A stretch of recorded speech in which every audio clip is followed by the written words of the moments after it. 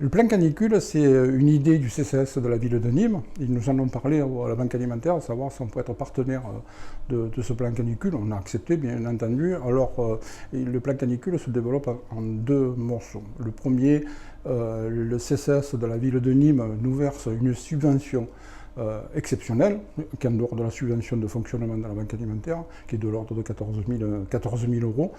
Dans ces 14 000 euros sont intégrés les salaires des 4 jeunes qui sont embauchés par le CCS de la ville de Nîmes, mais qui viennent à la Banque alimentaire. Donc nous, Banque alimentaire, on les embauche en CESU, on leur fait leur bulletin de salaire, et ils viennent à la Banque alimentaire pour faire des colis.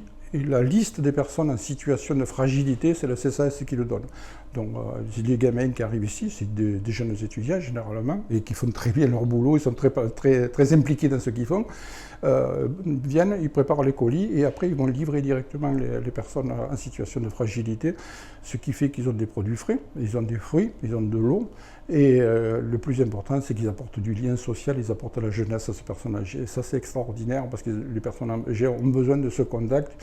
On ne peut pas s'imaginer qu'il y a des personnes âgées qui ne voient pratiquement personne pendant plusieurs jours. Je m'aurais alerté les dirigeants, les maires du département du Gard, puisque ces chaleurs, je ne pense pas qu'elles vont s'arrêter de sitôt, ces vagues de chaleur ne vont pas s'arrêter.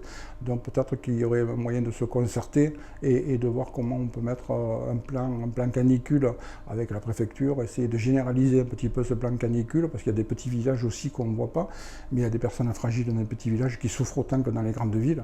Donc, et peut-être qu'il faudrait qu'à un moment donné, on se penche sur un plan canicule, comment on peut aider toutes ces personnes qui sont en situation de fragilité, par la Banque alimentaire, par les Restos du Cœur, par le Secours populaire, ça n'a pas d'importance, mais qu'on se mette en marche pour venir les aider et leur apporter un petit peu de fraîcheur pendant la canicule.